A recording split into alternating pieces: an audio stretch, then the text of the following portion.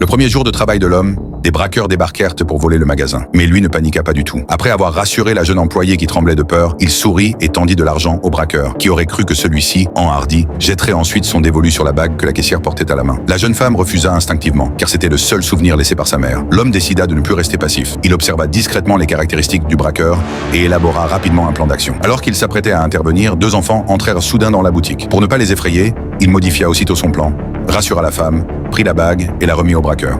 Puis, profitant du départ de celui-ci, il le suivit discrètement pour relever la plaque d'immatriculation avant de retourner au supermarché, prendre un marteau sur une étagère. Le soir, après la fermeture, la bague revint mystérieusement et l'homme essuyait calmement le sang sur le marteau avant de le remettre à sa place. Il s'appelait Old Mai, autrefois un agent d'élite. Il avait simulé sa mort pour quitter l'organisation et vivre incognito. Il avait ensuite trouvé un travail dans un grand supermarché, espérant mener désormais une vie paisible et tranquille. Mais sa nature de défendre les faibles l'avait poussé, une fois encore, à intervenir. Dans un café où il se rendait chaque soir, il fit la connaissance d'une fille nommée Tylee. Contrôlée par un gang, la jeune Tylee, encore mineure, travaillait la nuit, et même un gros type de plus de 300 kilos, elle ne pouvait pas le refuser. Voyant son sourire forcé chaque soir, Old Mai éprouvait beaucoup de compassion pour elle. Le lendemain, il lui apporta spécialement un gâteau, mais découvrit une large ecchymose sur son visage. Il ne posa pas de questions et tenta simplement de la faire rire. Grâce à ses encouragements, la jeune fille finit par sourire de nouveau. Mais alors qu'il s'apprêtait à la raccompagner, un intrus surgit soudain, s'empara d'elle, et sans un mot, la gifla violemment. Old Mai voulut intervenir, mais Tylee l'en empêcha. Il la regarda se faire emmener brutalement, impuissant et inquiet. Les jours suivants, la jeune fille ne reparut pas. En interrogeant le propriétaire du café, il apprit qu'elle avait été sauvagement battue par le chef du gang pour s'être défendue contre un client.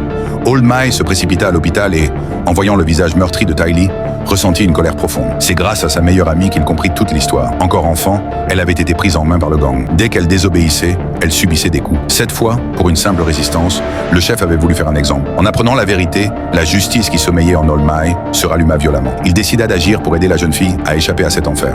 Le soir même, il se rendit au repère du gang avec $9 800 pour acheter la liberté de Tylee. Mais le chef du gang se moqua de lui, le prenant pour un idiot. Pour lui, la fille lui rapportait cette somme en seulement 2 semaines. Impossible de lâcher une telle source d'argent. Il ordonna à Old Mai de partir avec ses $2 restants. En entendant cela, Old Mai rangea calmement son argent et se dirigea vers la porte. Non pas pour partir, mais pour la verrouiller. Puisque la discussion ne pouvait pas se régler pacifiquement, il n'y avait plus qu'à éliminer toute la vermine d'un coup. Il balaya la pièce du regard et calcula rapidement. 5 personnes au total, dont 2 armées. Le tire-bouchon et les verres sur la table pourraient être mis à profit. Pour régler leur compte à tous, il lui faudrait exactement 16 secondes.